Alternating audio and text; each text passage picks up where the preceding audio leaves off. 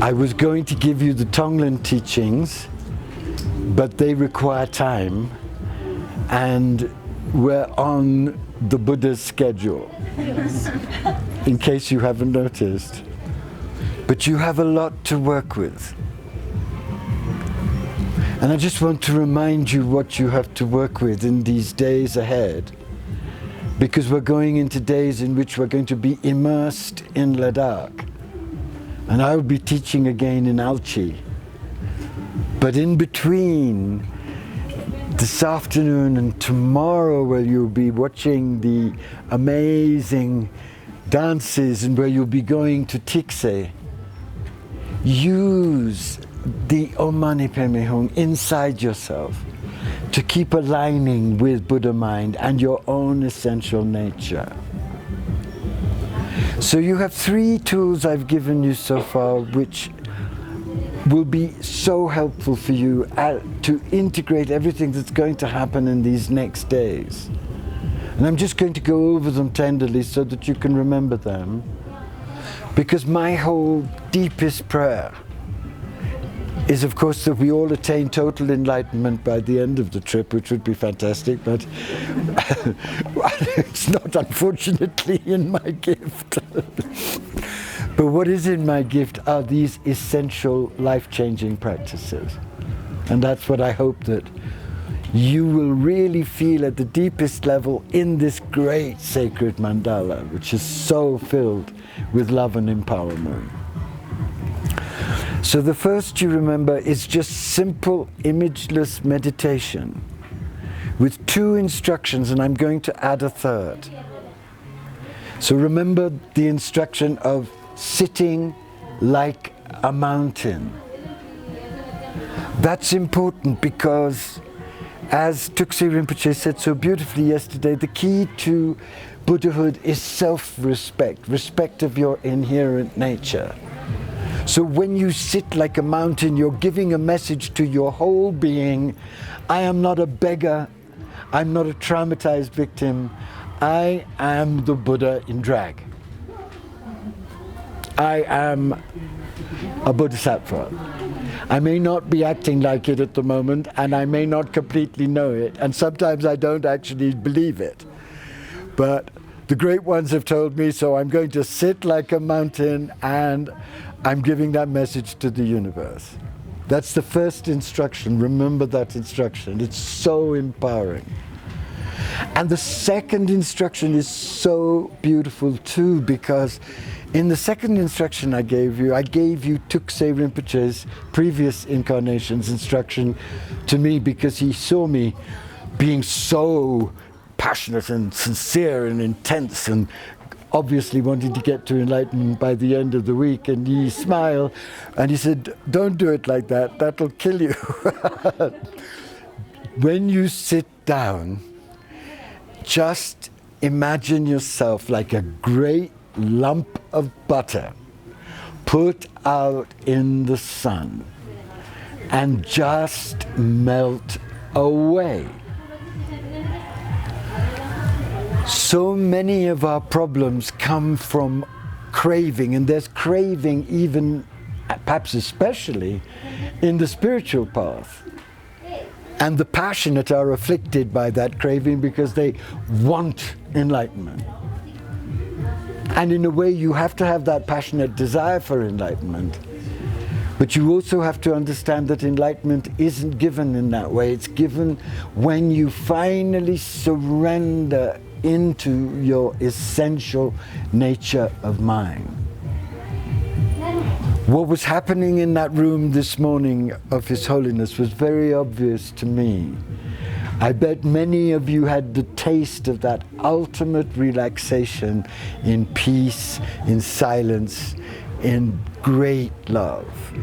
A peace and a silence and a great love you don't have to earn, you don't have to strive for, because it is the essence of who you are, and it is the essence of reality already. And while you need the passion and the striving, after a certain level, you need even more the capacity to just melt away into what already is, waiting for you with its big mother arms to hold you to its heart of infinite compassion. So that's why that instruction is so important, especially for the wild and passionate amongst us, to melt away like a great lump of butter in the sun. And there's a third instruction which is essential to how you meditate, the intention with which you meditate. And the Buddha said one day to one of his great disciples, he said, you should meditate like a musician tunes a string, not too taut. Now I will meditate. Right? And not too slack. Oh, well, I'll just hang out with my meditation baby. Right? If you do it too taut, the string will snap.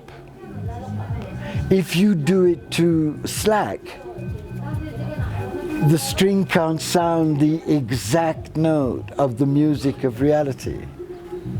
So you need to experiment with yourself to get the optimum state of balanced alertness, awake alertness. There are two kinds of people, basically.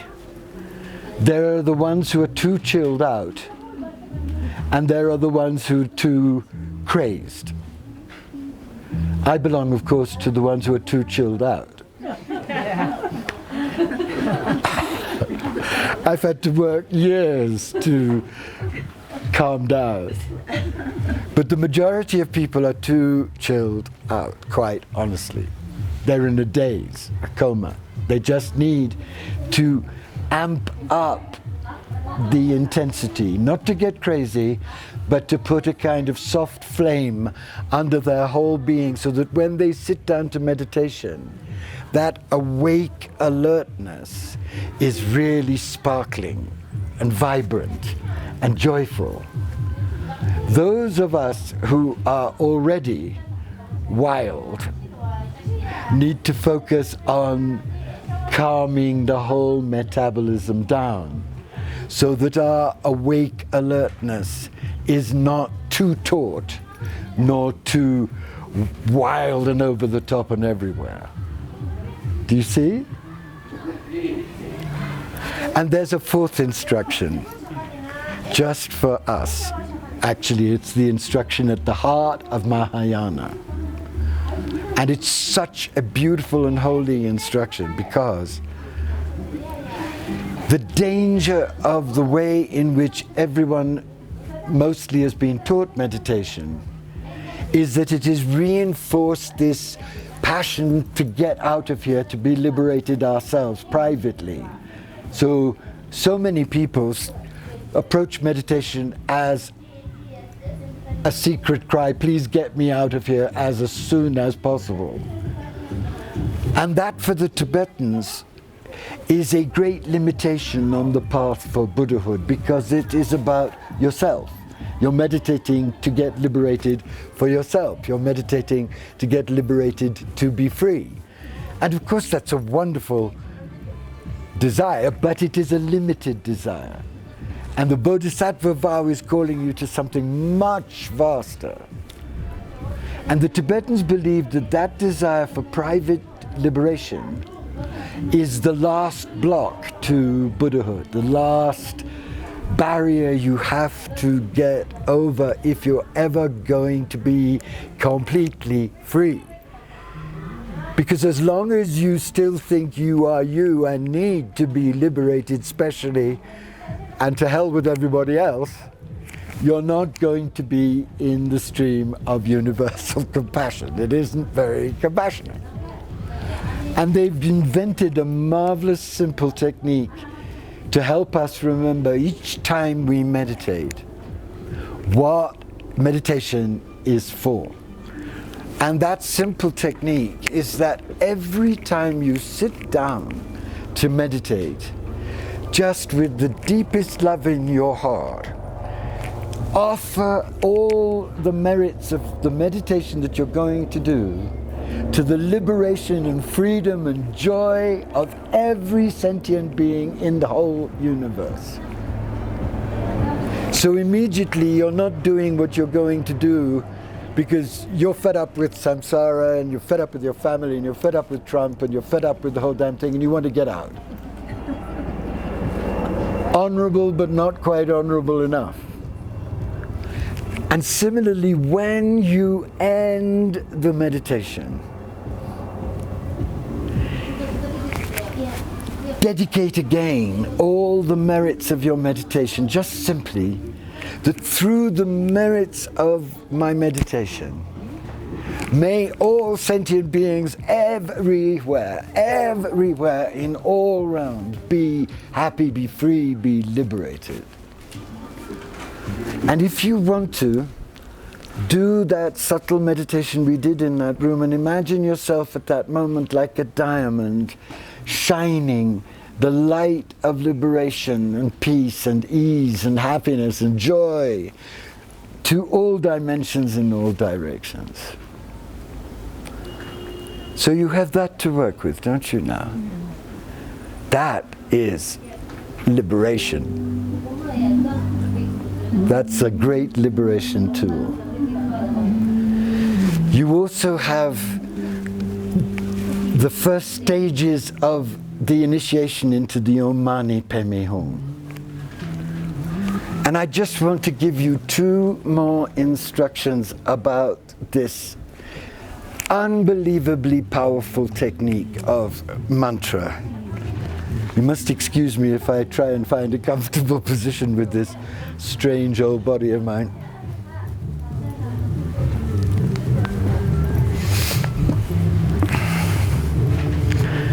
I know, I appreciate what His Holiness is going through.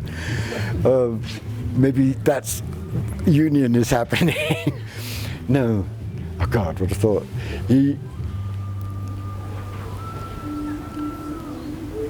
All the great mystical systems have made a very deep exploration of mantra. And in this age, which the Hindu mystics call the age of Kali Yuga, the age where Kali is dancing to destroy one world and potentially birth another world. All of the mystics of India and many of the mystics at the heart of all the other mystical traditions tell us that the most powerful technique at this moment is the absolutely simplest that we can use at any moment in our busy, hectic days. When Ivan is behind his desk in Genève, when you're at your desk as a doctor, when you're doing your wonderful work in Dubai.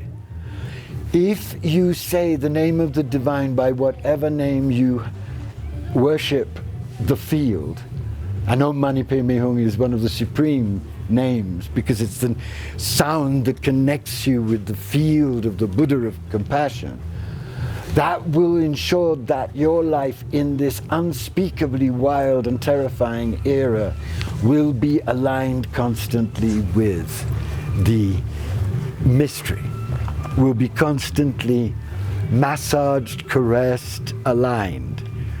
Saying the name is like acupuncture.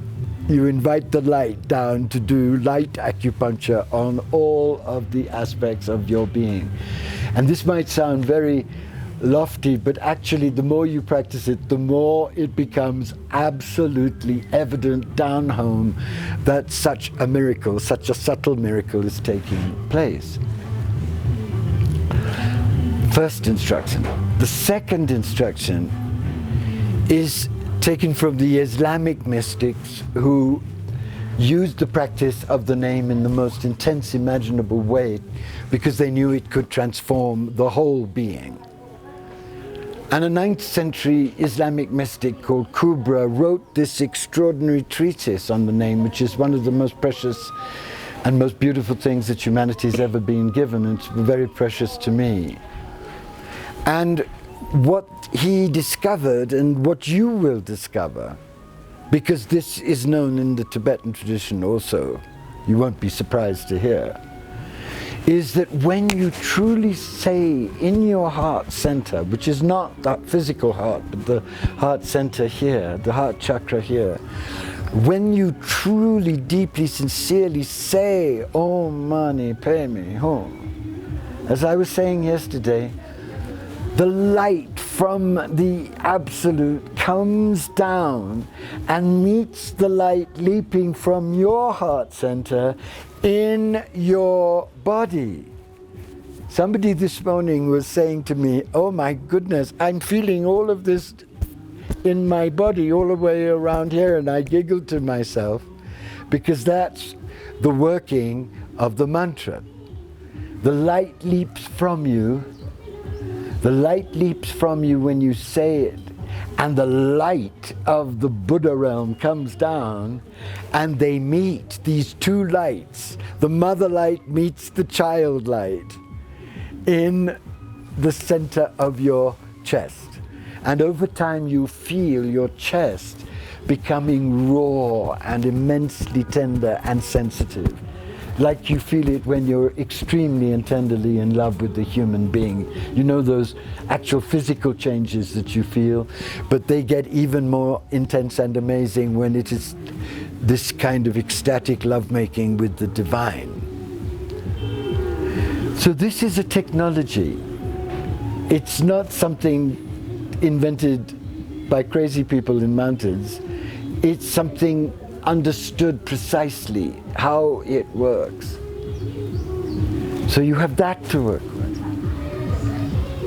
You have that to work with.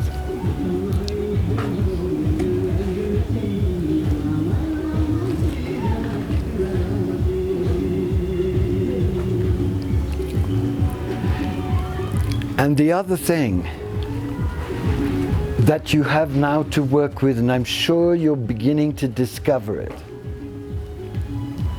is open listening, open being, no agenda, just allowing all the sounds, all the sights, all the winds, all the smells, just to pass through the vast light body of your awareness, just to sit and open and hold without grasping everything that arises. For example, at this moment you could be offended by that music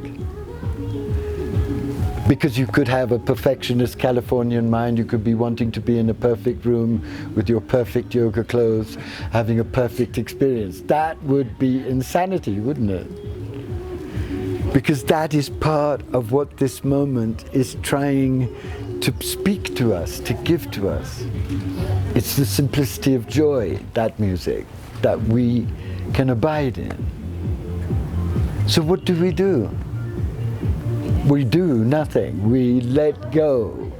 We accept. We relish.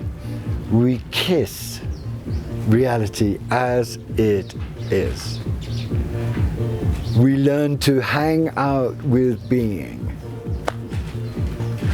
And when you hang out with being, being kisses you all over, kisses your mind, kisses your heart. You know how you kiss your baby on the stomach, kisses your stomach, kisses your toes, awakes you to this absolutely naked, simple happiness. That is the essence of your true nature and mine. So you have that to not work and work with. Are you hearing me? If you had those three things and I died tonight, you'd be okay. That's it. That's how you hang out with reality. And there's another thing you have now, at this wonderful moment in our journey. You have the blessing of a living Bodhisattva who is at the center of the mandala of Ladakh. My great teacher, Tukse Rinpoche, and now your friend. Because what happened in that room yesterday, and many people had absolutely extraordinary experiences, many of you, was far more than a lovely chat with a lovely guy who happens to be the Rinpoche. It was an initiation and a grace for you, for your lives, in honor of the good and wonderful karma that has brought us all together, and you here, and you to him through me. That is a very rare thing in life. And you received it so normally and so naturally, which makes it perfect. There was no show, you didn't have to dress up, he wasn't dressed up. It was just given heart to heart, respect to respect. And this morning, you have been able to pray in the private temple of the Dalai Lama and to come into his bedroom, the bedroom of the presence, and to receive beyond concepts, beyond dogmas, beyond words, to receive the blessing of the mystical king of the earth, the being who for so long has represented not only to Buddhism but to millions and millions of people of other faiths, and even people who don't believe in anything will tell you, if God exists, I'm sure God is like the Dalai Lama. So you've been able to receive that. And all of you have felt something exquisite and beautiful and holy because you're all such lovely and attuned people. But it's not enough to just feel it. It's marvelous to feel it. But it's wonderful when you're lying at night, or when you're waking at night sometimes, or when you're in the shower, to remember what you felt. To weave it into your consciousness. To remember and remember and remember and remember and remember and remember and remember, so that you can get accustomed to remembering who you are when you are most alive, most open, most generous, most humble, most awake to grace. Because we all lose that memory in life. But here you will have had so many touches of it. Cherish them like jewels. String them into a diamond necklace and finger the diamonds of that necklace in memory. As you sit on the bus, as you walk, as you work back home.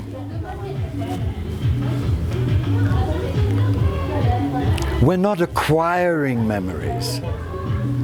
We're being given diamond memories by grace. String them in a necklace and finger the beads through remembrance, and something subtle and wonderful will grow in you. You'll come to understand that when Tuksay Rinpoche said yesterday, you are a Bodhisattva. Don't just look at me as Rinpoche this, Rinpoche that. You're a Bodhisattva. You realize he's not flattering you. It's true, you are. And all these moments of grace are moments when the veil parts and all your past and all your assessment of yourself doesn't matter, because you get a glimpse into your essential, empty, timeless nature of wisdom and compassion. Don't waste a moment. You remember how when you were 16 or 17 and you first fell in love, and how every moment with the beloved was a moment you drank in with mind, heart, soul, and every pore of your body, because you wanted to remember him or her forever and forever. And you have, because in my early 70s, I remember the first person I was in love with who comes back in my dreams again and again and again, because you never love quite like that again. That's the way I'm inviting you to love Ladakh, to love this holy mandala. Not to miss a glance, not to miss a word, not to miss a perfume, not to miss a shaft of light on the snow. To be Ladakh's lover, the beloved of the beloved, and allow Ladakh to show you.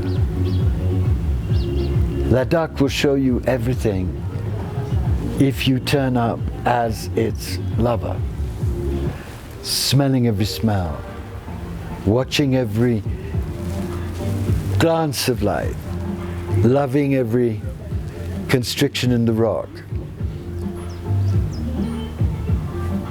Simply. And something amazing which cannot be put in words will appear to you.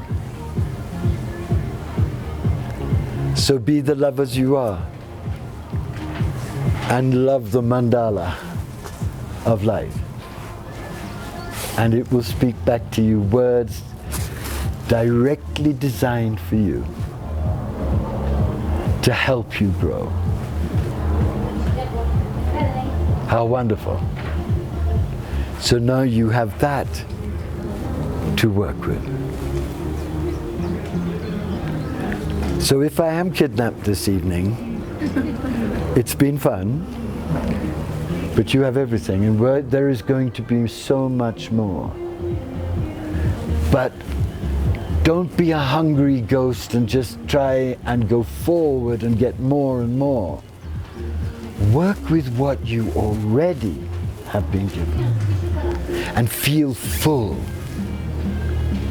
and more receptive. And who knows what will happen. So I'm just going to end our time together so we can go and have lunch.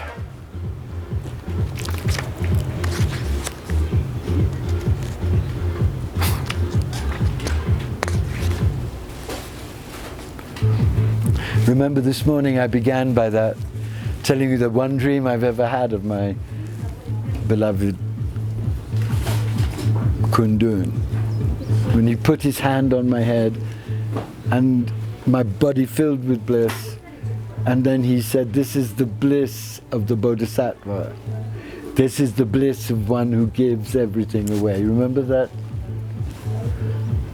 Well, this is an amazing Tibetan classic from the great Tibetan master Vimalakirti, and it's called The Great Love of the Bodhisattva.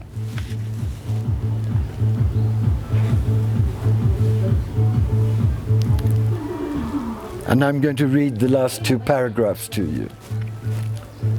I'm going to read them right here, after this morning. Everything is interdependent, you see. Everything has to be prepared. Look at where you're listening to these words. Just take in the majesty of the mountains. Just remember the unfolding of the morning, the silence and the chanting, and the loving of each other, and the being humbly in the presence of his amazing mind and heart. Do you think anything is by chance? Do you think the moment you're about to hear these words is by chance? Of course not. You and I are blessed to be in this mandala of lovers of the divine together. I am so blessed by you. So I give this to you in the name of the Dalai Lama.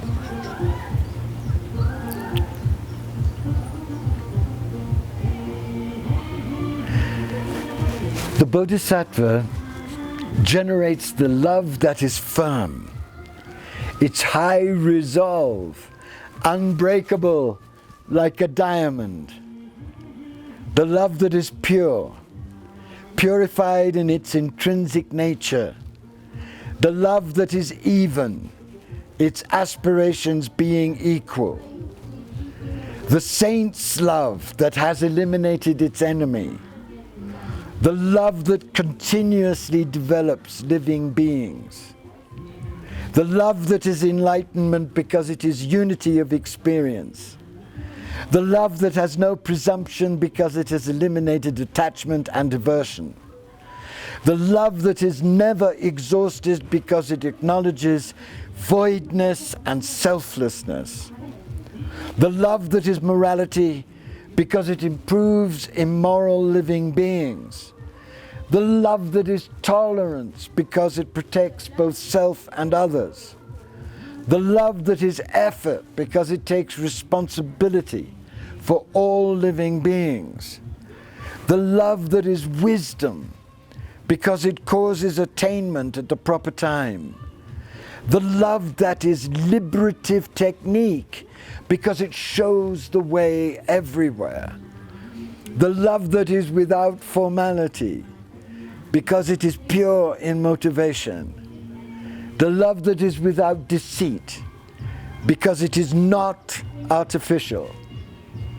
The love that is happiness because it introduces living beings to the happiness of the Buddha.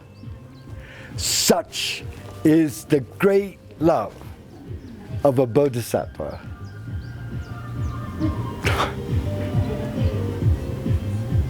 This is the bliss of the one who gives everything away.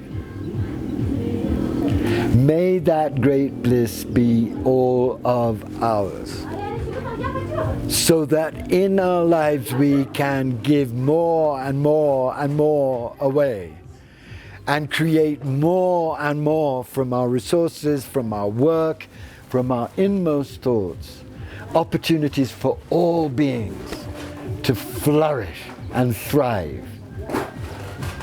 So be it. And may the merits of our time being together like this, may all of them be given to His Holiness the Dalai Lama for his long life and for the flourishing of his sublime mission and for the growing of that wisdom, heart, mind that he has brought into the world for us, all over the world at its moment of greatest danger. By the love that we have for him, by the respect that we have for him, by the gratitude that we have for him, by the adoration that we have for him. May this be so.